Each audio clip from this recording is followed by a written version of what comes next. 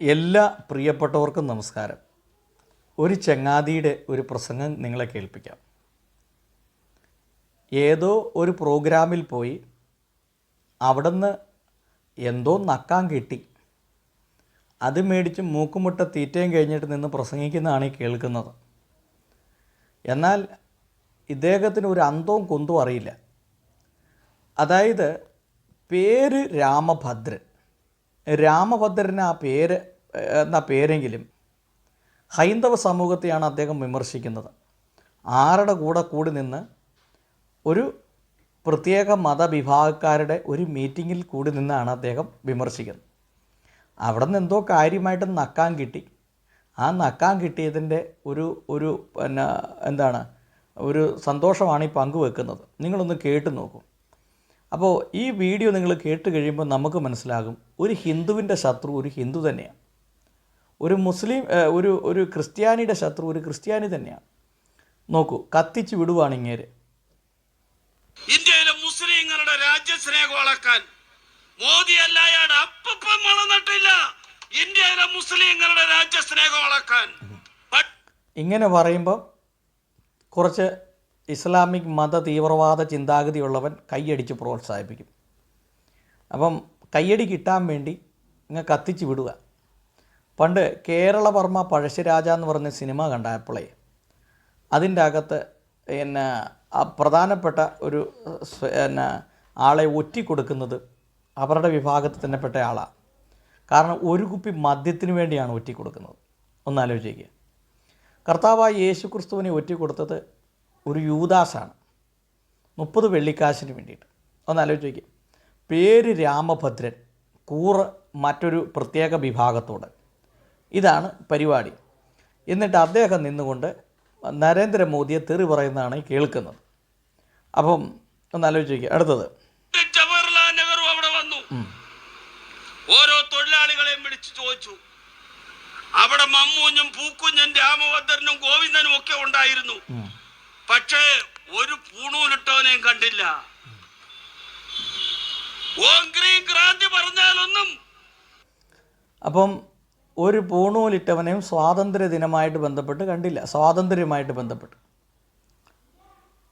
ഈ വലിയ പുള്ളിയായി ഇദ്ദേഹം, രാമഭദ്രൻ എന്നൊക്കെയാണ് പേര്. ഞാൻ ഇദ്ദേഹത്തെക്കുറിച്ചൊന്ന് അന്വേഷിച്ച് നോക്കിയിട്ട് ഗൂഗിളിലൊന്നും ഇദ്ദേഹത്തെക്കുറിച്ച് വലിയ വിവരമൊന്നുമില്ല. ഈ പുള്ളി ആരാ, എന്താ, ഏത് സംഘടനയുടെ നേതാവാണെന്നറിയില്ല. എന്തായാലും ഒരു മോദി വിരുദ്ധനാണെന്ന് ഉള്ള കാര്യം മനസ്സിലായി. സഹോദര, ആദ്യമായിട്ട് സ്വാതന്ത്ര്യവുമായി ബന്ധപ്പെട്ട് നമ്മൾ നോക്കുമ്പോൾ മംഗൾ പാണ്ഡെ എന്ന് പറയുന്ന ഒരാളാണ് ആദ്യമായിട്ട് സ്വാതന്ത്ര്യവുമായി ബന്ധപ്പെട്ട് പ്രക്ഷോഭം സംഘടിപ്പിച്ചത്. അതറിയാമോ? മംഗൾ പാണ്ഡെ. ഈ പാണ്ഡെ എന്ന് പറയുന്നവൻ ഒരു ബ്രാഹ്മണനായിരുന്നു. പാണ്ഡെ, തിവാരി, ഝാ, ഓജ, മനസ്സിലായോ, മിശ്ര, ഇവരെല്ലാം ബ്രാഹ്മണന്മാരാണ്. അപ്പം മംഗൾ പാണ്ഡെ ഗൂഗിളിലൊന്ന് അടിച്ചു നോക്കണം, മംഗൾ പാണ്ഡെ എന്ന് പറഞ്ഞാൽ ആരാണ്. അപ്പോൾ നമുക്കറിയാം. അപ്പം ഇനി അതുമാത്രമല്ല, പൂണൂലിട്ടവനൊന്നും സ്വാതന്ത്ര്യ ദിനത്തിൽ പങ്കെടുത്തിട്ടില്ല എന്നാണ് ഇദ്ദേഹത്തിൻ്റെ. അപ്പം നമ്മൾ മനസ്സിലാക്കേണ്ടത്, എന്തിനേറെ നമ്മുടെ കേരളത്തിലൊരു സിനിമ ഇറങ്ങി, കേരള വർമ്മ പഴശ്ശിരാജ, മനസ്സിലായോ? അപ്പോൾ ഇദ്ദേഹം പറയുന്നത് ഹൈന്ദവരൊന്നും ഇതിൻ്റെ അകത്ത് ഇറങ്ങിയിട്ടില്ല, മനസ്സിലായോ? അപ്പം ഒന്ന് ആലോചിച്ച് നോക്കി, ഒരു പ്രത്യേക മതവിഭാഗത്തിന് കീഴ്പ്പെട്ടു പോയാൽ തലയിൽ മുഴുവൻ എന്തായിരിക്കും? പിന്നെ തീവ്രവാദമാണ്. തലയിൽ തീവ്രവാദ ചിന്താഗതിയുമായി നടക്കുന്ന, കയ്യിൽ വടിവാളും തലയിൽ തീവ്രവാദ ചിന്താഗതിയുമായിട്ട് നടക്കുന്ന ആളുകളെ നമുക്ക് എന്താ പറയാൻ പറ്റുന്നത്? അപ്പം ഇങ്ങേരുടെ വീഡിയോ കണ്ടപ്പോൾ ഞാനതിൻ്റെ താഴെ കമൻറ്റ് ചെയ്തിട്ടുണ്ട്, താനൊക്കെ എന്നാ വലിയൊരു പൊട്ടനടാവേന്ന് ഞാൻ എഴുതി വരുന്നുണ്ട്. കാരണം പ്രായം എത്രയായി, തല നരച്ചു, പല എന്ന് പറഞ്ഞാൽ പ്രായമായി, എന്നിട്ടും വിവരം എന്ന് പറയുന്നത് വെച്ചിട്ടില്ല. കാരണം എന്താ? മത തീവ്രവാദമാണ് തലയിൽ കുത്തി കയറ്റി വെച്ചേക്കുന്നത്, മനസ്സിലായോ? കണ്ണ് തുറന്ന് കാണാൻ കണ്ണില്ലാത്ത പൊട്ടന്മാരാണ് ഇവന്മാരൊക്കെ. ഇനി ഇത് കേട്ട്, അപ്പം ഞാൻ പറഞ്ഞല്ലോ, പൂണൂലിട്ടവനെ ഒന്നും അവിടെ കണ്ടില്ല. നിങ്ങൾ ആദ്യം മനസ്സിലാക്കേണ്ടത്, സ്വാതന്ത്ര്യവുമായിട്ട് ബന്ധപ്പെട്ട് ആദ്യത്തെ പ്രക്ഷോഭം സംഘടിപ്പിച്ചതിൽ ഒരു വ്യക്തിയായിരുന്നു മംഗൾ പാണ്ഡെ എന്ന് പറഞ്ഞു. നിങ്ങളൊന്ന് ഗൂഗിൾ ചെയ്ത് നോക്കിയാൽ അറിയാം ആരാണ് മംഗൾ പാണ്ഡെ. അദ്ദേഹം എന്താണ് ചെയ്തതെന്ന് നമുക്കറിയാം. പേര് രാമഭദ്രൻ. പുള്ളി ഏത് ഇത് കുലവുമായിട്ട് ബന്ധപ്പെട്ടാണെന്നൊന്നും എനിക്കറിയില്ല. ഇത് നിങ്ങൾ കേട്ടു. ഹൈന്ദവ സമൂഹത്തെ പുള്ളി കളിയാക്കുകയും പരിഹസിക്കുകയും ചെയ്യണം. ഇതുണ്ട്, ഇന്ത്യ ഉണ്ടാകത്തില്ല. ഏതോ ഒരു പട്ടന് പാളത്താറ് കൊടുത്ത് ഏതോ ഒരു സ്ഥലത്ത് നിന്നൊരു കൊച്ചു കോണാരി ഒരു പട്ടർ പാറത്താളും കൊടുത്ത് എന്ന് പറഞ്ഞാൽ അത് പരശുരാമനെ കുറിച്ചാണ് പറയുന്നത്. പരശുരാമൻ എന്ന് പറയുന്നത് എന്താണ്? ബ്രാഹ്മണനായിരുന്നു. പരശുരാമൻ ബ്രാഹ്മണനായതുകൊണ്ട് ഇദ്ദേഹം പറയാണ് അദ്ദേഹം പാളത്താറ് ഉടുത്താണ് നിന്നത്, പൂണൂലിടുന്നുണ്ട് എന്ന് പറഞ്ഞാൽ ഇങ്ങേരുടെ പൂർവ്വപിതാക്കന്മാർ പാറത്താളല്ല ഉടുത്തത്, വേറെ ഏതാണ്ട് രാജകീയ വസ്ത്രങ്ങളായിരുന്നു ഈ രാമഭദ്രൻ്റെ അപ്പനപ്പൂപ്പന്മാരായിട്ട് ഉടുത്തുകൊണ്ടിരുന്നത്. ഒന്നാലോചിച്ച്, ഇവനൊന്നും ആയുസിൽ ഈ പാറത്താളൊന്നും ഉടുത്തിട്ടില്ല, മനസ്സിലായോ? ഇവൻ്റെ അപ്പനപ്പൂപ്പന്മാരായിട്ട് ഇവരെന്ത് ചെയ്യുന്നു? രാജാക്കന്മാരായിരുന്നു. അതുകൊണ്ട് രാജകീയ വസ്ത്രം ധരിച്ച് നിന്നാണ് പുള്ളി കത്തിച്ച് വിടുന്നത്, മനസ്സിലായോ? ബാക്കിയുള്ള ഇവിടെയുള്ള സാധാരണക്കാരെല്ലാം പാളത്താറ് ഉടുത്താണ് നിന്നത്. എന്തെങ്കിലും വിവരമുണ്ടോ ഈ മനുഷ്യന്? എന്നിട്ട് ഇങ്ങേരെ പോലെയുള്ള ഈ പൊട്ടന്മാരാണ് നമ്മുടെ രാജ്യത്തിന് തന്നെ ഒരു ഭീഷണി, കേട്ടോ. തെക്കോട്ടെറിഞ്ഞപ്പോൾ കടലെല്ലാം മാറി കരയായി കേരളം ഉണ്ടായെന്നുള്ളത് നിന്റെ അച്ഛനെ പഠിപ്പിച്ചാ മതി. ഇന്ത്യയിലെ മുസൽമാന്റെ രാജ്യശ്രേ, അതായത് പരശുരാമൻ മഴുവെറിഞ്ഞ് കേരളം ഉണ്ടായെന്ന് പറഞ്ഞാൽ നരേന്ദ്രമോദിയുടെ അപ്പനെ പഠിപ്പിച്ചാൽ മതി എന്നാണ് രാമഭദ്രൻ പറയുന്നത്. ഒന്നാലോചിക്കും, പരശുരാമൻ മഴുവെറിഞ്ഞ് കേരളം ഉണ്ടായി എന്നുള്ളൊരു ഐതിഹ്യമാണ്. ഈ പൊട്ടൻ അതുപോലും അറിയത്തില്ല. ഒന്നാലോചിച്ച് നോക്കണം, അതൊരു ഐതിഹ്യമാണ്. ഇനി അതുപോട്ടെ, ഈ രാമഭദ്രൻ ഇങ്ങേരെ പോലെയുള്ള ആളുകൾ ഓണം ആഘോഷിക്കാറുണ്ട് ഇല്ലേ? നമ്മളെല്ലാവരും ഓണം ആഘോഷിക്കാറുണ്ട്. ഓണം എന്നുള്ളതൊരു ഹാർവസ്റ്റ് ഫെസ്റ്റിവലാണെങ്കിൽ പോലും മഹാബലി, പണ്ട് ഇവിടുത്തെ രാജാവായിരുന്ന മഹാബലി പാതാളത്തിൽ നിന്ന് കയറി വരുന്ന തൻ്റെ പ്രജകളെ കാണും എന്നുള്ളൊരു വിശ്വാസമാണ് ജനങ്ങൾക്കുള്ളത്. അതൊരു യാഥാർത്ഥ്യ സംഭവമൊന്നുമല്ല, ഒരു വിശ്വാസം. അത് നമ്മളെല്ലാം ആഘോഷിക്കുന്നുണ്ട്. അപ്പോൾ ഒന്ന് ആലോചിച്ച് നോക്കിയേ, ഇങ്ങേർക്ക് എവിടെയോ ചെന്ന് ഇവരുടെ കൂട്ടത്തിൽ നിന്ന് കുറേ നക്കാൻ കിട്ടി. ഈ നക്കാൻ കിട്ടുന്ന ഭക്ഷണം എന്ന് പറഞ്ഞാൽ തുപ്പി കിട്ടുന്ന ഭക്ഷണമാണ്, തുപ്പിൽ ചേർത്ത ഭക്ഷണമാണ് കിട്ടുന്നത്. ഈ നക്കലും കഴിഞ്ഞിട്ടാണ് ഈ ഇരുന്ന്. അതായത് ഈ കേരളവർമ്മ പഴശ്ശിരാജ സിനിമയിലൊരു സീനുണ്ട്. ഒരു കുപ്പി മദ്യത്തിന് വേണ്ടിയിട്ട് ഒരാളെ ഒറ്റി കൊടുക്കുന്നൊരു സീനുണ്ട്. എന്ന് പറഞ്ഞ പോലെയാണ് ഈ പുള്ളിയുടെ പരിപാടി. കൂട്ടത്തിൽ നിന്നിട്ട് കുതിക്കിട്ട് ചവിട്ടുവാണ്. ഇസ്ലാമിക് മത തീവ്രവാദം ഇവിടെ ശക്തമായിട്ട് വളരുകയാണ്. നിങ്ങൾക്കറിയാം, ഈ കഴിഞ്ഞ ദിവസം അമേരിക്ക കൈമാറിയ ഒരു പ്രതി, ഒരു ഇസ്ലാമിക് മത തീവ്രവാദി ഭീകരൻ, കൊടും ഭീകരൻ എന്നെ ഇന്ത്യയിലേക്ക് കൊണ്ടുവന്നിട്ടുണ്ട്. അവനെ ഈ ഇന്ത്യയിലേക്ക് കൊണ്ടുവന്നപ്പോൾ തന്നെ ഇന്ത്യ മുഴുവൻ അലേർട്ടായി. എന്ന് പറഞ്ഞാൽ എല്ലാ സമസ്ത മേഖലകളിലും പോലീസിനും അതുപോലെ പട്ടാളത്തിനും എല്ലാം ഇൻഫർമേഷൻ കൊടുത്തു. അത്രയ്ക്ക് കൊടും തീവ്രവാദിയാണ്.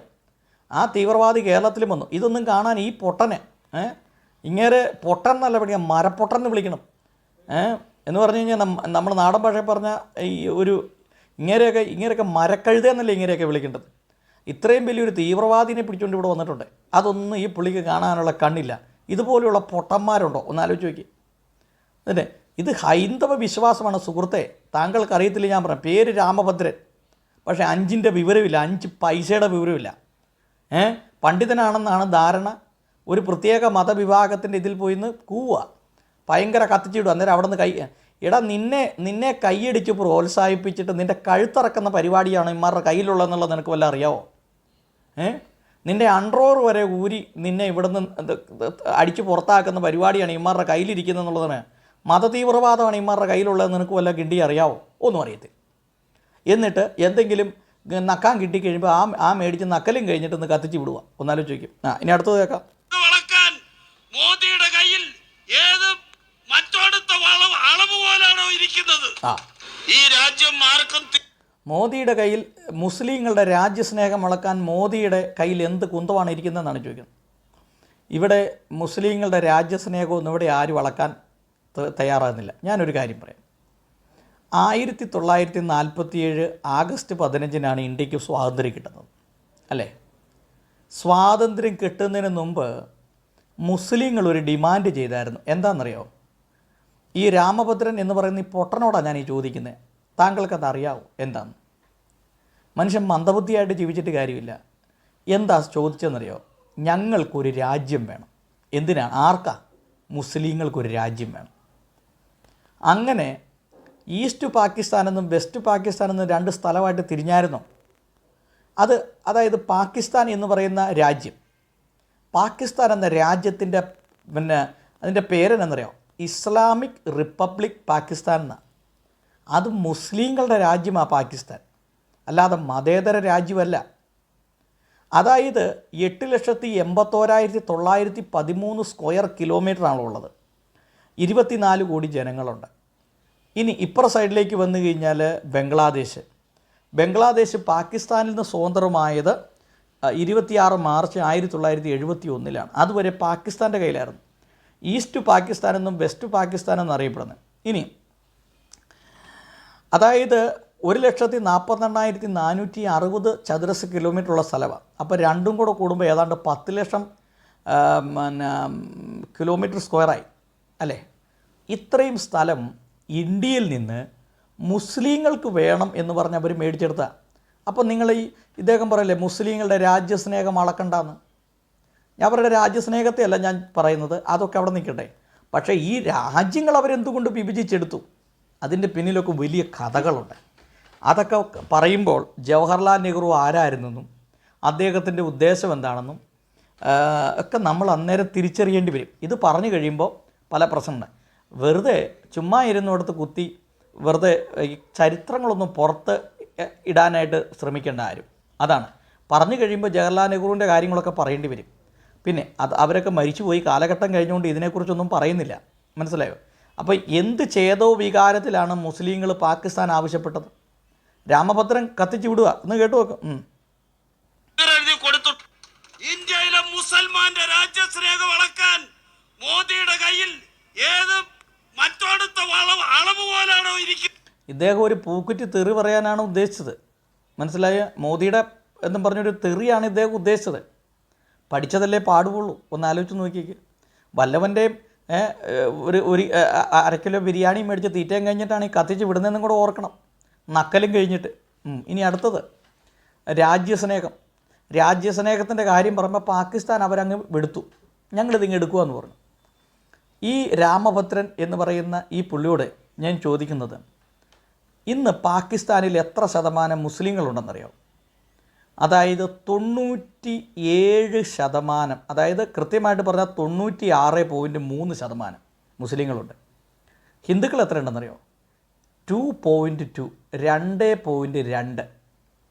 ഇനി ഞാൻ ചോദിക്കാൻ ആഗ്രഹിക്കുന്നത്, അതായത് ഈ സ്വാതന്ത്ര്യം കിട്ടുന്ന സമയത്ത് അല്ലെങ്കിൽ 1950 എത്ര ശതമാനം ഹിന്ദുക്കളുണ്ടായിരുന്നറിയോ പാകിസ്ഥാനിൽ? ഗൂഗിൾ ചെയ്ത് നോക്കുമ്പോൾ 12.9% ഉണ്ടായിരുന്നു. ആ 12.9% മുസ്ലിങ്ങളിൽ ഹിന്ദുക്കളിൽ 10% ഹിന്ദുക്കൾ എവിടെ പോയി? അവർ നിർബന്ധിത മതപരിവർത്തനത്തിന് ഇടയായി തീർന്നു. ഈ പാകിസ്ഥാനിലുള്ള മുസ്ലിം മത തീവ്രവാദികൾ ഹിന്ദു സമൂഹത്തിലെ പെണ്ണുങ്ങളെ ബലമായിട്ട് പിടിച്ചുകൊണ്ട് പോയി പീഡിപ്പിച്ചു, നിർബന്ധിച്ച് മതം മാറ്റി, മതം മാറാൻ താല്പര്യമില്ലാത്തവരെ കൊലവിളിച്ചു, അവരുടെ കുടുംബം തകർത്തു, അവരുടെ കുഞ്ഞുങ്ങളെ കൊന്നു. അവരുടെ സമൂഹത്തിൽ ഏറ്റവും കൂടുതൽ തീവ്രവാദം ഉണ്ടാകുന്നത് പാകിസ്ഥാനിൽ നിന്നാണ്. രാമഭദ്രൻ കത്തിച്ച് വിടുകയാണ്. എന്താണ്? അവരുടെ രാജ്യസ്നേഹം. ഞാൻ അവരുടെ രാജ്യസ്നേഹത്തെക്കുറിച്ച് തന്നെ, പാകിസ്ഥാനിലുണ്ടായിരുന്ന ഹിന്ദുക്കൾ എവിടെ പോയി? അതാണ് എൻ്റെ ചോദ്യം. അതിന് ഇങ്ങേർക്ക് വല്ല ഉത്തരവുണ്ടോ? ഇല്ല. 96.3% ഇസ്ലാമും 2.2% ഹിന്ദുവും, ക്രിസ്ത്യാനിറ്റി 1.4 ഉള്ളൂ. അപ്പോൾ 1950 സ്വാതന്ത്ര്യം കിട്ടുന്ന സമയത്ത്, അല്ലെങ്കിൽ 1947, 12.9% ഹിന്ദുക്കൾ ഉണ്ടായിരുന്ന പാകിസ്ഥാൻ്റെ അവസ്ഥയായി പറയുന്നു. ഇനി അടുത്തത് ബംഗ്ലാദേശിൽ ഇപ്പോൾ എത്രയുണ്ടെന്നറിയോ? 91.4% മുസ്ലിങ്ങളുണ്ട്, 7.94 ഹിന്ദുക്കളുണ്ട്. അത് 1971 പാകിസ്ഥാനിൽ നിന്നത് ഫ്രീഡം പ്രാപിക്കുന്ന സമയത്ത് 15% ഉണ്ടായിരുന്നു ഹിന്ദുക്കൾ. എവിടെ പോയി? അപ്പോൾ ഇന്ത്യയിലുള്ള ഹിന്ദുക്കൾ മനസ്സിലാക്കേണ്ടത് ഇതിൻ്റെ യാഥാർത്ഥ്യം. കേരളത്തിൽ കുറേ വിവരദോഷികൾ കേരളത്തിൽ കുറേ വിവരദോഷികൾ ഇസ്ലാമിക് മത തീവ്രവാദത്തെ സപ്പോർട്ട് ചെയ്യുന്ന കുറേ ഹിന്ദു വ്യക്തികളുണ്ട്. അവർ വോട്ട് രാഷ്ട്രീയമാണ്, അധികാരം എന്നുള്ളൂ, അല്ല രാജ്യസ്നേഹമൊന്നും അവർക്കില്ല. മനസ്സിലായോ? അപ്പോൾ ഈ രാമഭദ്രനെ പോലുള്ള ആളുകൾ സ്റ്റേജിൻ്റെ മുമ്പിൽ വന്ന് കത്തിച്ച് വിടുവാണ് മൈക്കിൽ നിന്നുകൊണ്ട്. ഇങ്ങേര് എന്ത് പുള്ളിയുടെ ഏത് പ്രത്യാശാസ്ത്രത്തിൻ്റെ കൂടത്തിൽ നിന്നാലും നമുക്കത് വിഷയമല്ല. പക്ഷേ ഇദ്ദേഹം പറയുന്ന പച്ചക്കള്ളവും വ്യാജവും ഒന്ന് ആലോചിച്ച് നോക്കിയും. അപ്പം മോദിയെ തെറി പറയുക, സംഘപരിവാറിനെ തെറി പറയുക, ഇങ്ങനെ പറയുമ്പോൾ കുറേ ഇസ്ലാമിക് മത തീവ്രവാദികളുടെ മനസ്സിലുണ്ടാകുന്നൊരു സന്തോഷം, പിന്നെ കുറേ കമ്മ്യൂണിസ്റ്റുകാർക്കും പിന്നെ കുറേ കോൺഗ്രസ്സുകാർക്കും. ശരിക്കും പറഞ്ഞു കഴിഞ്ഞാൽ നിങ്ങളൊന്ന് ആലോചിച്ച് നോക്കിയും, ഈ കോൺഗ്രസ്സിനെ കൊണ്ടോ ഇടതുപക്ഷത്തെ കൊണ്ടോ ഈ പറയുന്ന ഈ മുസ്ലിം മത തീവ്രവാദികളെ കൊണ്ടോ ഈ രാജ്യത്തിന് എന്തെങ്കിലും ഗുണമുണ്ടോ? വാസ്തവത്തിൽ ഇവരൊക്കെ രാജ്യദ്രോഹികളല്ലേ, അല്ലാതെ രാജ്യത്ത് ഇവരുമായിട്ട് എന്താ ബന്ധമിരിക്കുന്നത്? അല്ല, ഒന്ന് ആലോചിക്കുക, ഇവർക്ക് എന്ത് രാജ്യസ്നേഹമാണോ ഉള്ളത്? ഇങ്ങനെ എവിടെയെങ്കിലും ഒരു അറ്റാക്കിങ് സമയത്തെ മോദീനെ തെറി പറയുക. ഞാൻ ചോദിക്കട്ടെ, ഈ ഇന്ത്യ കണ്ടതിൽ വെച്ച് ഏറ്റവും ശക്തനായ ഒരു പ്രധാനമന്ത്രിയായിട്ട് നരേന്ദ്രമോദി വളരുകയാണ്. ഞാൻ ജവഹർലാൽ നെഹ്റുവിൻ്റെ അല്ലെ മറ്റുള്ളവരുടെ കാര്യമൊന്നുമല്ല പറയാം. പക്ഷേ പാർലമെൻറ്റിൽ ഇടതുപക്ഷവും കോൺഗ്രസ്സും ഈ മോദിയെ തെറി പറയുന്നത് പോലെ വേറെ ആരെയും തെറി പറയുന്നില്ല. കാരണം ഇതെല്ലാം മോദി സൈലൻ്റായിട്ടിരുന്ന് കേൾക്കുക. ഞാൻ ഈ പാർലമെൻറ്റിൽ നടക്കുന്ന ഓരോ ചർച്ചകളും വളരെ ഗഹനമായി വീക്ഷിക്കുന്ന ഒരാളാണ്. അതാണ് മോദിയുടെ കഴിവെന്ന് പറയുന്നത്. പുള്ളി അതായത് മോദി എന്ന് പറയുന്ന ഒരു സിംഹമാണ്. നമ്മൾ പറയില്ല ഗർജിക്കുന്ന സിംഹം. മോദി ഇവരെയൊക്കെ വെറും ഒരു ചൂഹയായിട്ട്, അതായത് ഒരു എലിയുടെ വില പോലും ഇവന്മാരെ കൽപ്പിക്കുന്നില്ല. മനസ്സിലായോ? നാടൻ ഭാഷ പറഞ്ഞാൽ ഒരു പട്ടിയുടെ വില പോലും ഇവരെ കൽപ്പിക്കുന്നില്ല. ഇപ്പോൾ രാമഭദ്രൻ എന്ന് പറഞ്ഞാൽ അവിടെ കിടന്ന കുറച്ചുകൊണ്ട് മോദിയെ സംബന്ധിച്ച് ഇവനെയൊക്കെ ഒരു പട്ടിയുടെ വിലയെ കാണുന്നുള്ളൂ. മനസ്സിലായോ? കുറേ പട്ടികൾ കിടന്ന് അവിടെ കുറച്ചെന്ന് ഓർത്തുകൊണ്ട് മോദിക്ക് എന്തെങ്കിലും സംഭവിക്കാനുണ്ടോ? ഒന്നും സംഭവിക്കാനില്ല. അതുകൊണ്ട് പാർലമെൻറ്റിൽ കിടന്ന് കുറേ ആളുകൾ കിടന്ന് കുരയ്ക്കും. ആ കുരയ്ക്കുന്ന കേട്ട് കഴിയുമ്പോൾ മോദി ഇവിടെ മിണ്ടാതിരിക്കുക. മോദിക്കറിയാം മോദിയുടെ ഗവൺമെൻറ്റിൻ്റെ ശക്തി എന്താണ്, പവർ എന്താണ്. രാജ്യത്ത് അവരുടെ ആ സമൂഹത്തിന് അവരുൾപ്പെട്ട് നിൽക്കുന്ന ആ പ്രസ്ഥാനത്തിൻ്റെ തന്നെ ശക്തി എന്താണെന്ന് അവർക്കറിയാം. ഹിന്ദിയിൽ പറയുമ്പോൾ താക്കത്ത് എന്ന് പറയും. ഇതുപോലെ ഒരു പൊട്ടം കിടന്ന് കുരച്ചാൽ വല്ല ഗുണമുണ്ടോ? മൈക്കേ കൂടെ കിടന്ന് അലറാം, ബിരിയാണി തിന്നതിൻ്റെ ഒരു സന്തോഷം, എന്തെങ്കിലും മേടിച്ച് നക്കി കഴിഞ്ഞാൽ പിന്നെ അതിൻ്റെ ഒരു പ്രതിഫലം കാണിക്കണ്ടേ? ആ ഒരു പ്രതിഫലത്തിന് വേണ്ടിയിട്ട് അങ്ങ് തട്ടിവിടുന്നു മാത്രമേ ഉള്ളൂ, അല്ലാതെ പ്രത്യേകിച്ച് വലിയ ഗുണമൊന്നുമില്ല. ഇനി കേൾക്കാം അടുത്തത് ബാക്കി. ഈ രാജ്യം ആർക്കും തീരെഴുതി കൊടുത്തിട്ടുള്ളതല്ല. ഈ രാജ്യം ആരുടെയും സ്വത്തല്ല. അത് തന്നെ പറയാനുള്ളത്. ഈ രാജ്യം ആർക്കും തീരെഴുതി കൊടുത്തിട്ടില്ല, തറവാട് സ്വത്തല്ല. ഇസ്ലാമിക് മത തീവ്രവാദികൾക്ക് തീരെഴുതി കൊടുത്തൊരു രാജ്യമല്ല ഇത് ഭാരതം, ഇന്ത്യ, ഹിന്ദുസ്ഥാൻ. ഈ ഭാരതത്തിന് അതിൻ്റേതായിട്ടുള്ളൊരു പവറുണ്ട്. 57 മുസ്ലിം രാജ്യങ്ങളോട് ചേർന്ന് ആക്രമിച്ചാലും ഇന്ത്യയുടെ ഒരു രോമത്തെ തൊടാൻ പറ്റത്തില്ല. അതാണ് ഇന്ത്യ എന്ന് പറയുന്നത്. മനസ്സിലായോ? ലോകത്തിൻ്റെ 4ാമത്തെ സൈനിക ബലത്തിൽ 4ാമത്തെ ശക്തിയായി വളർന്നു. ഇന്ത്യയുടെ സപ്പോർട്ട് എന്ന് പറഞ്ഞാൽ ഇപ്പോൾ രാമഭദ്രൻ്റെ കൂട്ടുകാർ, അതായത് ഇസ്ലാമിക് മത തീവ്രവാദികൾ, അതായത് അദ്ദേഹത്തിൻ്റെ ഈ ലോകത്തിലുള്ള സകല രാജ്യങ്ങളോട് ചേർന്നാൽ സൗദി അറേബ്യ എന്തായാലും കൂടത്തിൽ നിൽക്കുകയില്ല, ഇവരുടെ കൂടത്തിൽ കൂടുകയില്ല. ഇവരുടെ കൂടത്തിൽ കൂടുന്ന പാകിസ്ഥാൻ, അഫ്ഗാനിസ്ഥാൻ, പിന്നെ എന്നാ താലിബാൻ, പിന്നെ ആരാ ഉള്ളത്, പിന്നെ യമനുണ്ട്, സിറിയയുണ്ട്, ഇറാനുണ്ട്. ഇങ്ങനെ കുറേ രാജ്യങ്ങൾ, കുറേ മത തീവ്രവാദികളെല്ലാം കൂടെ കൂടും. മത തീവ്രവാദികളെല്ലാം കൂടെ ചേർന്നാൽ രാമഭദ്രനല്ല പിന്നെ അവൻ്റെ ആര് വന്നെന്ന് പറഞ്ഞാലും ഈ നരേന്ദ്രമോദി എന്ന് പറയുന്ന ഈ പ്രധാനമന്ത്രിയും അദ്ദേഹം നേതൃത്വം നൽകുന്ന ഗവൺമെൻറ്റിനെയും ഭാരതത്തെയും രോമത്തെ പോലും സ്പർശിക്കാനുള്ള കഴിവ് ഇതിനില്ല. താങ്കൾ എന്തറിഞ്ഞിട്ടാണ് ഈ ഈ പൊട്ടത്തരം വിളിച്ച് പറയുന്നത്? എന്തറിഞ്ഞിട്ടാണ്? ഇനി 57 ഇസ്ലാമിക് രാജ്യങ്ങളോട് ചേർന്നോട്ടെ, ഇന്ത്യയെ എന്തെങ്കിലും ചെയ്യാൻ പറ്റുമോ? ഒന്നും ചെയ്യാൻ പറ്റില്ല. കാരണം ഇന്ത്യയുടെ വലം കൈയായി നിൽക്കുന്നത് ആരാണ്? ഇസ്രായേലാണ്. ഇസ്രായേൽ എന്ന് പറയുന്നത്, ഇന്ത്യ എന്ന് പറയുന്ന ഒരു രാജ്യത്തെ ഒരാൾ ഒരു മണ്ണ് തുള്ളിയിടണമെങ്കിൽ ആദ്യം ഞങ്ങളോട് യുദ്ധം ചെയ്യണമെന്നാണ് പറഞ്ഞത്. മനസ്സിലായോ? അതെന്തുകൊണ്ടാണെന്ന് വെച്ചാൽ ഇന്ത്യ യഹൂദനെ സ്വീകരിച്ചതിൻ്റെ നന്ദിയാണ്. ഇത് പഠിക്കാതെ ചുമ്മാ എന്തെങ്കിലും കത്തിച്ച് വിടൊരു കാര്യമുണ്ടോ? അപ്പം രാജ്യം എന്ന് പറയുന്നത് ഇന്ത്യയുടെ സപ്പോർട്ട് ഇസ്രായേലാണ്. ഇസ്രായേലിൻ്റെയും അമേരിക്കയുടെയും സപ്പോർട്ട് ഇന്ത്യക്ക് എപ്പോഴും ഉണ്ട്. അല്ലെങ്കിലും ഇന്ത്യ ലോകത്തിൻ്റെ 4ാമത്തെ ശക്തിയായി വിടുന്നു. ഇന്ത്യയുടെ ഒരു രോമത്തെ തൊടാൻ പോലും ഈ രാമഭദ്രനും അദ്ദേഹം പ്രൊമോട്ട് ചെയ്യുന്ന ഇസ്ലാമിക് മത തീവ്രവാദികളും നോക്കിയാൽ നടക്കുകയില്ല. വെറുതെ രാജ്യവിരുദ്ധത പ്രകടിപ്പിക്കല്ലേ സുഹൃത്തെ. കാരണം താങ്കൾക്കൊന്നും ഇവിടെ താമസിക്കാൻ സൗകര്യമില്ലെങ്കിൽ പാകിസ്ഥാനിലേക്കോ ബംഗ്ലാദേശിലേക്കോ അല്ലെങ്കിൽ താലിബാനിലേക്കോ എവിടെയെങ്കിലും പോയി അവിടെ പോയി താമസിക്കുക. അപ്പോൾ രാമഭദ്ര സഹോദര, താങ്കൾ പാകിസ്ഥാനിൽ പോയി കുറേ നാളൊന്ന് താമസിച്ചിട്ട് വാ എന്ന് അപ്പോഴാണ് താങ്കൾക്ക് മനസ്സിലാകുന്ന ഇന്ത്യയുടെ മഹത്വം എന്താണെന്ന്. സംഗതി മനസ്സിലായോ? ഇനി അടുത്തത്, ഈ രാജ്യം പടുത്തുയർത്തിയ നമ്മൾ ഓരോരുത്തരുമാണ്. ബ്രിട്ടീഷ് അധീനതയിലായ ഈ രാജ്യത്തെ സ്വാതന്ത്ര്യത്തിന്റെ വെള്ളി വെളിച്ചത്തിലേക്ക് നയിക്കുന്നതിൽ അതിപ്രധാനമായ പങ്ക് വഹിച്ചിട്ടുള്ളവർ മുസ്ലിങ്ങളാണെന്നുള്ള കാര്യത്തിൽ യാതൊരു സംശയവുമില്ല. അപ്പം അദ്ദേഹം പറഞ്ഞു കേട്ടോ, രാജ്യത്തിൻ്റെ മുസ്ലിങ്ങൾ അവർ അതിൻ്റെ പങ്ക് പറ്റിയെന്നും കൂടെ എന്താണ് പറയാത്തത്? ഇവിടെയാണ് ഈ ഇരട്ടത്താപ്പെന്ന് പറയുന്നത്. ഈ സ്വാതന്ത്ര്യം കിട്ടുമെന്ന് പറഞ്ഞപ്പോൾ അവർ പറഞ്ഞു ഞങ്ങൾക്ക് ഒരു രാജ്യം വേണം, അത് ഇന്ത്യ വിഭജിക്കണം, ഞങ്ങൾക്ക് വേണം. അതെന്താ ഈ പുള്ളി പറയാത്തത്? അത് പറഞ്ഞാൽ പുള്ളിയുടെ മുട്ടുകാല് തല്ലി ഓടിച്ച് അവിടുന്ന് ആളുകൾ പറഞ്ഞു വിടും. മനസ്സിലായോ? ജോസഫ് മാഷിൻ്റെ കൈ വെട്ടിക്കളഞ്ഞ പോലെ കൈ വെട്ടിക്കളയും. അതിന് പേടിയാണ്. അത് പേടിയായതുകൊണ്ട് പുള്ളി അവരെ അങ്ങ് സപ്പോർട്ട് ചെയ്ത് കത്തിച്ച് വിടുക. അപ്പോൾ ഇത്രമാത്രം വലിയ പ്രേമമായിരുന്നു ഈ പിന്നെ പാകിസ്ഥാൻ എന്തുകൊണ്ടാണ് അവർ ചോദിച്ചത്? അത് സ്വാതന്ത്ര്യ സമരം ഉണ്ടായത് മദ്രസകളിൽ നിന്നുമാണ്. ആ യാഥാർത്ഥ്യം ഇന്ന് ഇന്ത്യ ഭരിക്കുന്ന സ്വാതന്ത്ര്യ സമരം ഉണ്ടായത് മദ്രസകളിൽ നിന്നാണ്. ഇങ്ങേരെ പോലെ ഒരു പൊട്ടൻ ഈ ലോകത്തിൽ വേറെ വല്ലവരും ഉണ്ടോ? സ്വാതന്ത്ര്യം ഉണ്ടായത് മദ്രസകളിൽ നിന്ന്. എടാ, മദ്രസയിൽ പഠിച്ച ഒരുത്തനാണ് കഴിഞ്ഞ ദിവസം പിന്നെ തൻ്റെ ഭാര്യയുടെ 5ാമത്തെ പ്രസവത്തിന് ആശുപത്രി കൊണ്ടുപോകാതെ പോയത്. മദ്രസയിൽ പഠിച്ച ഒരു പൊട്ടനാണ് കഴിഞ്ഞ ദിവസം പറഞ്ഞ ആന ആശുപത്രി പോകുന്നുണ്ട്, ആന പ്രസവിക്കുന്നില്ലേ എന്ന് ചോദിച്ചത്. മനസ്സിലായോ?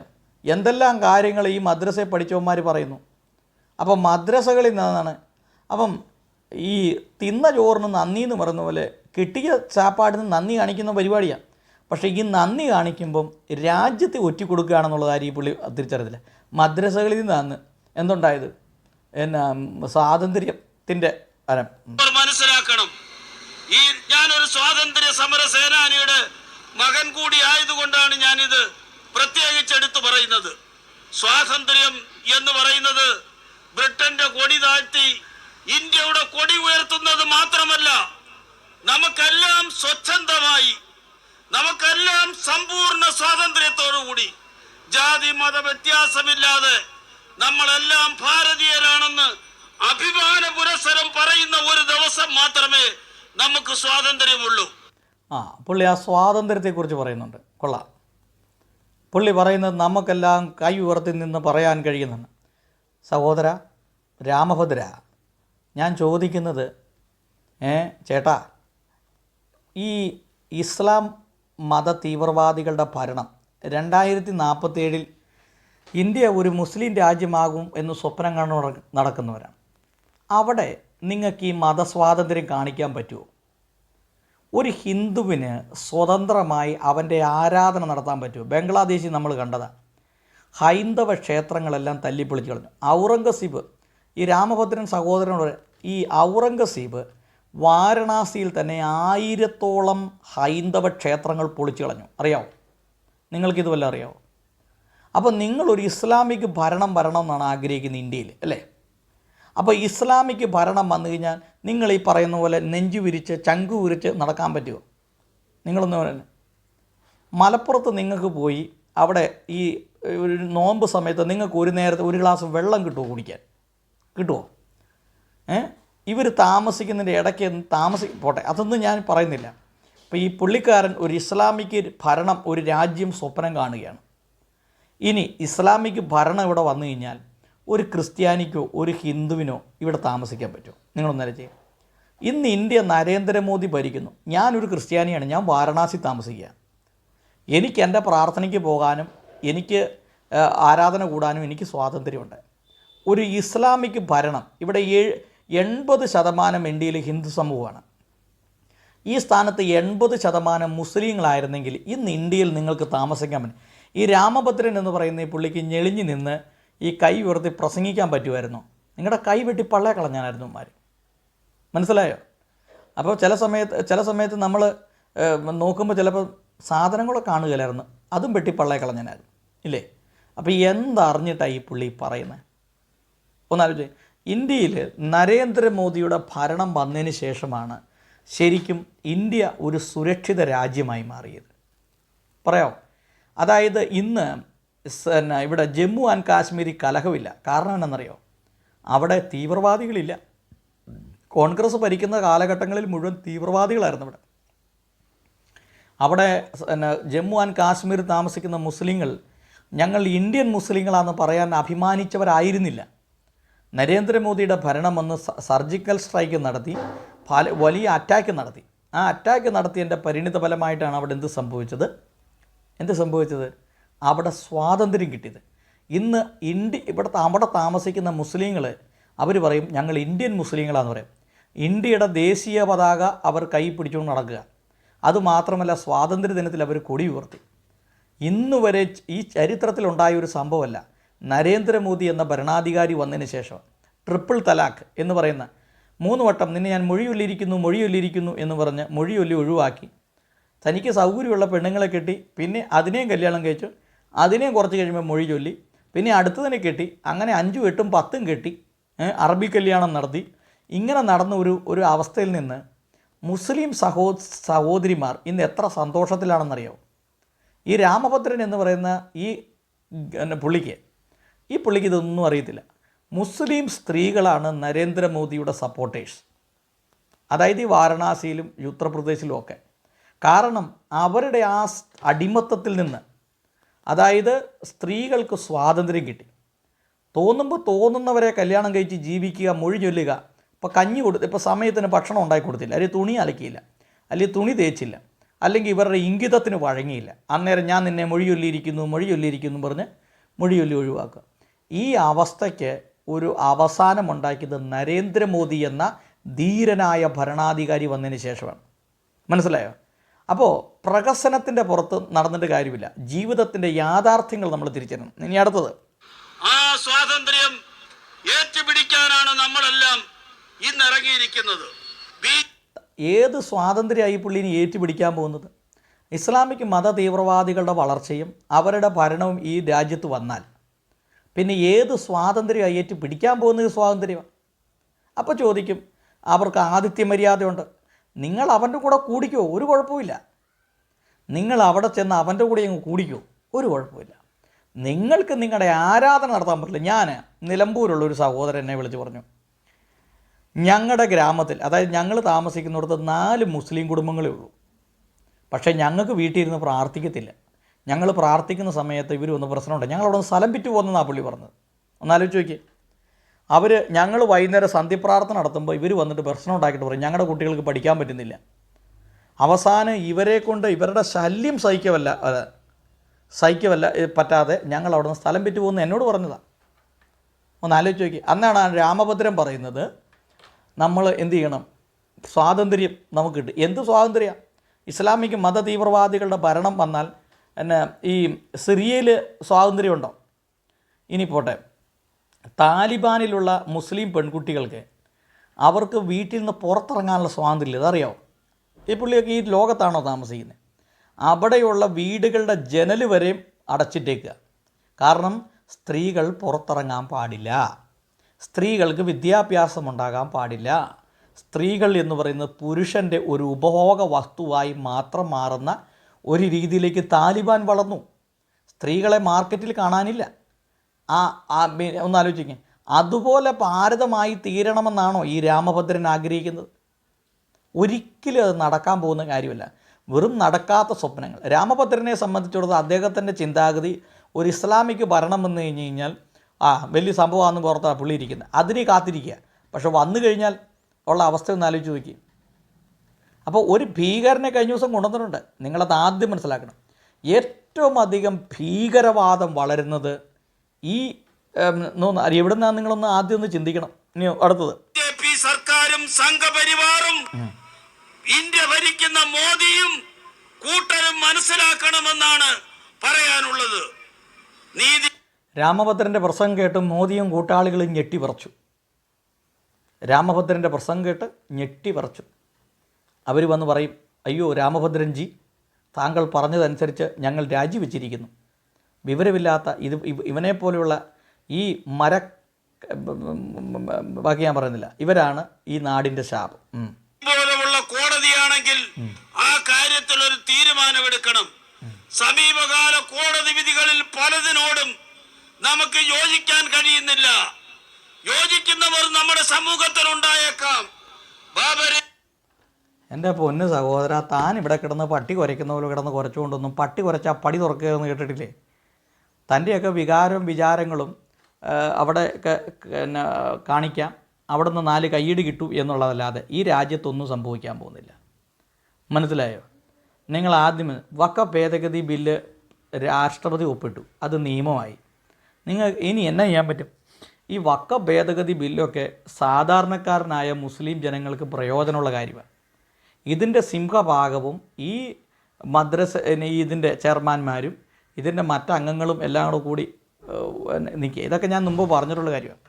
പക്ഷേ ഇദ്ദേഹത്തിൻ്റെ പ്രസംഗം കേട്ടപ്പോൾ എനിക്കൊന്ന് 1-2 വാക്ക് പറയണമെന്ന് തോന്നി. ഒന്നാലോചിച്ച് നോക്കിയേ, എന്തൊരു സ്നേഹം, എന്തൊരു പ്രേമം! ഇസ്ലാമിക് മത തീവ്രവാദികളോട് ഇത്രമാത്രം സ്നേഹം, അത് വളർന്നു വരികയാണ്. ഇത് വളരുന്നുകൊണ്ട് ഈ രാജ്യത്തിന് എന്തെങ്കിലും ഗുണമുണ്ടോ? MDMA, മയക്കുമരുന്ന്, ലവ് ജിഹാദ്, നാർക്കോട്ടിക് ജിഹാദ്, തീവ്രവാദം, പിന്നെ കള്ളപ്പണം വെളുപ്പിക്കൽ എന്ന് വേണ്ട എല്ലാ പരിപാടിയും ഈ ജിഹാദികൾക്കുണ്ട്. മനസ്സിലായോ? അപ്പോൾ എത്രയോ നല്ല മുസ്ലിം സമൂഹങ്ങളുണ്ട്. അവരെയും കൂടെ നശിപ്പിക്കാൻ വേണ്ടി, അവരുടെയും കൂടെ പേര് കളയാൻ വേണ്ടിയാണ് ഇതുപോലുള്ള കുറേ അവതാരങ്ങൾ അവതരിപ്പിച്ചിരിക്കുന്നത്. ഇതേണ്ട ബംഗ്ലാദേശിലെ ഇവിടെ വെസ്റ്റ് ബംഗാളിൽ ഭയങ്കര പ്രശ്നമായി. അവിടെ വഖഫ് ഭേദഗതി ബില്ലുമായി ചെന്ന് ഭയങ്കര പ്രശ്നമാണ്. ഇനി എന്നാ പ്രശ്നം ഇവിടെ ഉണ്ടാക്കിയെന്ന് പറഞ്ഞാലും അതിനെല്ലാം അടിച്ചൊതുക്കും. മനസ്സിലായോ? ഇസ്ലാമിക് മത തീവ്രവാദികൾ സ്വപ്നം കാണണ്ട ഇന്ത്യ ഇസ്ലാമിക് മത തീവ്രവാദ രാജ്യമാകും. RSSും BJPയും വിശ്വഹിന്ദു പരിഷത്തും ബജറംഗ് ദളും, അതുപോലെ കേരളത്തിൽ കാസായും ക്രൈസ്തവ സംഘടനകൾ ഉള്ളിടത്തോളം കാലം നിങ്ങളുടെ ഒരു മത തീവ്രവാദിയോടെ വളരുകയല്ല. രാമഭദ്രനെ പോലെയുള്ള ആളുകൾ വെറുതെ ഇരുന്ന് സ്വപ്നം കണ്ട്, ദിവാസ്വപ്നം കണ്ട് വെള്ളമിറക്കാം എന്നുള്ളതല്ലാതെ ഇവിടെ ഒന്നും സംഭവിക്കാൻ പോകുന്നില്ല. എന്തായാലും ഒരു കാര്യം സത്യമാണ്, ഇനി നിങ്ങളുടെ ആയുസ്സിൽ ഒരിക്കലും അതായത് ഇങ്ങേർക്ക് എങ്ങനെയായാലും ഒരു 10-70 വയസ്സ് കാണും. ഇദ്ദേഹത്തിൻ്റെ ആയുസ്സിൽ ഒരിക്കലും ഇനി കോൺഗ്രസ് ഭരണത്തിൽ വരുമെന്ന് കാണാൻ പറ്റിയല്ല. എന്തായാലും ഒരു 50 വർഷത്തേക്ക്, ഇന്നത്തെ ഒരു നിലവാരം വെച്ച് നോക്കിയാൽ ഒരു 50 വർഷത്തേക്ക് കോൺഗ്രസ് ഇനി അധികാരത്തിൽ വരില്ല. ഇടതുപക്ഷം തീർന്നു, കേരളത്തിൽ മാത്രമേ ഉള്ളൂ. വെസ്റ്റ് ബംഗാളിലും ത്രിപുരയിലും മറ്റു സ്ഥലങ്ങളെല്ലാം തീർന്നു. ഇവിടെയും ഒരു മനുഷ്യനുമില്ല. ഇനി ആകെപ്പാടുള്ള കോൺഗ്രസ്സാണ്. കോൺഗ്രസ് ഇപ്പം ഇനിയിപ്പോൾ ഒരു 50 വർഷത്തേക്ക് സ്വപ്നം കാണണ്ട. രാഹുൽ ഗാന്ധിയുടെ ആയുസ്സിൽ അദ്ദേഹം ഒരു പ്രധാനമന്ത്രിയാകും എന്ന് പ്രതീക്ഷിക്കേണ്ട. കാരണം ഇപ്പോൾ തന്നെ 54 വയസ്സായി. ഇനി 54 വയസ്സായി കഴിഞ്ഞാൽ മക്കളും ഭാര്യയൊന്നും ഇല്ലാത്തതുകൊണ്ട് ഇനി തലമുറയില്ല. ഇനി പുള്ളി 64, 74, 84 ഇനി ഒരു 30 വർഷവും കൂടെ ഈ പൊതുമേഖലാ രംഗത്തൊക്കെ നിൽക്കാമെന്നുകൊണ്ട് ഈ 30 വർഷത്തിനുള്ളിൽ എന്തായാലും വരുന്നില്ല. രാഹുൽ ഗാന്ധിയുടെ പ്രധാനമന്ത്രി സ്വപ്നം ഒക്കെ തീർന്നു. ഇനി പ്രിയങ്ക ഗാന്ധിയുടെയും തീർന്നു. ഇനി എങ്ങനെയാവുമെന്ന് പറയാൻ പറ്റില്ല. അപ്പോൾ എന്തായാലും എൻ്റെ ഒരു നിഗമനം അനുസരിച്ച്, പൊതുവെയുള്ളൊരു അവലോകനം അനുസരിച്ച് നമ്മൾ നോക്കുമ്പോൾ ഇസ്ലാമിക് മത തീവ്രവാദികൾ ഇന്ത്യ ഭരിക്കാം എന്ന് സ്വപ്നം കാണേണ്ട ആവശ്യമില്ല. അതെന്തായാലും നടക്കാൻ പോകുന്ന കാര്യങ്ങളല്ല. ഇനി അതുമാത്രമല്ല, മതങ്ങളെ തമ്മിൽ തെളിച്ച് ചോര കുടിപ്പിച്ച് ജീവിക്കാം അല്ലെങ്കിൽ വളരാം എന്ന് കോൺഗ്രസും ഇടതുപക്ഷവും ചിന്തിക്കേണ്ട, അതും നടക്കാൻ പോകുന്നില്ല. പിന്നെ അടുത്തൊരു കാര്യം, ഉത്തർപ്രദേശ്, ബീഹാർ, മധ്യപ്രദേശ്, മഹാരാഷ്ട്ര പോലുള്ള ഹരിയാന പോലുള്ള ഡൽഹി പോലുള്ള സംസ്ഥാനങ്ങളിൽ മുസ്ലിം സമൂഹം, നല്ലൊരു ഭാഗം മുസ്ലിം സമൂഹം ഇപ്പോൾ BJPയിലേക്ക് ചേർന്നുകൊണ്ടിരിക്കുക. അതെന്ന് പറഞ്ഞാൽ നരേന്ദ്രമോദിയുടെ ഭരണത്തിൻ്റെ മികവ് കണ്ട് എന്ത് ചെയ്തിരിക്കുക, BJPയിലേക്ക് ചേർന്നുകൊണ്ടിരിക്കുക. അപ്പോൾ അതുകൊണ്ട് ലക്ഷക്കണക്കിന് ആളുകളാണ് BJPയിലേക്ക് മാറുന്നത് മുസ്ലിം സമൂഹത്തിൽ നിന്ന്. പ്രത്യേകിച്ച് മുസ്ലിം സ്ത്രീകൾ, അവർക്ക് ലഭിച്ച സ്വാതന്ത്ര്യം, ഇതെല്ലാം കണക്കിലെടുത്ത് നോക്കുമ്പോൾ മുസ്ലിം സമൂഹം BJPയോട് അടുക്കുന്നു എന്നുള്ളതാണ് ഒരു തെളിവ്. അത് ഇവിടെ ഓരോ മീറ്റിങ്ങിൽ പോകുമ്പോൾ നിങ്ങൾക്ക് കാണാനായിട്ട് സാധിക്കും. അപ്പോൾ അതുകൊണ്ട് വെറുതെ അവിടെ കിടന്ന് കുറേ ഉസ്താദുമാരുടെയും അല്ലെങ്കിൽ ഈ ആന ആശുപത്രി പോയായിരുന്നോ, ആശുപത്രി കിടന്നാണോ ആന പ്രസവിക്കുന്നതെന്നൊക്കെ ചോദിച്ച് കുറേ വാചകടിക്കുന്നവന്മാരുണ്ടല്ലോ. ഇങ്ങനെയുള്ള കുറേ ആളുകൾ, കുറേ തീവ്രവാദ ചിന്താഗതി ഉള്ളവർ മാത്രമേ ഇതിൻ്റെ ഉള്ളൂ. ബാക്കിയുള്ളവരെല്ലാം നരേന്ദ്രമോദിക്ക് സപ്പോർട്ടിലേക്ക് വരികയാണ്. എന്തായാലും എത്ര നടക്കാത്ത സ്വപ്നങ്ങളുമായി രാമഭദ്രൻ എന്ന് പറയുന്ന ഒരു പുള്ളി എവിടുന്നോ എന്തോ നക്കാൻ കിട്ടി, ആ നക്കാൻ കിട്ടിയതും മേടിച്ച് തീറ്റയും കഴിഞ്ഞിട്ട് ഈ മത തീവ്രവാദികളെ പ്രോത്സാഹിപ്പിക്കുന്ന ഒരു സമീപനം നടത്തിക്കൊണ്ടിരിക്കുകയാണ്. എന്തായാലും നടക്കാത്ത സ്വപ്നങ്ങളാണ്. സ്വപ്നം കാണുന്നതിന് കാശ് മുടക്കില്ലോ എന്ന് മാത്രമാണ് എനിക്ക് ഓർമ്മപ്പെടുത്തുന്നത്. വെറുതെ ഇരുന്ന് സ്വപ്നം കണ്ടു. സ്വപ്നം കാണുമ്പോൾ ഇടയ്ക്കിടയ്ക്ക് സ്വപ്നമൊക്കെ കണ്ടു കഴിയുമ്പോൾ ഇടയ്ക്ക് ഒന്ന് പൊട്ടിച്ചിരിക്കുകയും ഒന്ന് സന്തോഷിക്കുകയൊക്കെ ചെയ്യണം. കാരണം എന്നറിയോ? കാരണം നടക്കാത്ത സ്വപ്നങ്ങളാണ്. പിന്നെ സ്വപ്നം കാണുന്നതിന് കാശ് മുടക്കുമില്ല. എന്തായാലും രാമഭദ്രൻജി, താങ്കളുടെ ആഗ്രഹം നടക്കാൻ പോകുന്നില്ല. താങ്കളുടെ ആഗ്രഹം നടക്കാനും പോകുന്നില്ല എന്ന് മാത്രമല്ല, ഇവിടെ നിങ്ങളെപ്പോലുള്ള വിചാരിച്ചാൽ ഈ രാജ്യത്തൊന്നും ചെയ്യാനും പറ്റുന്നില്ല. ഇത് മാത്രമാണ് എനിക്കിത് ഓർമ്മപ്പെടുത്താനായിട്ടുള്ളത്.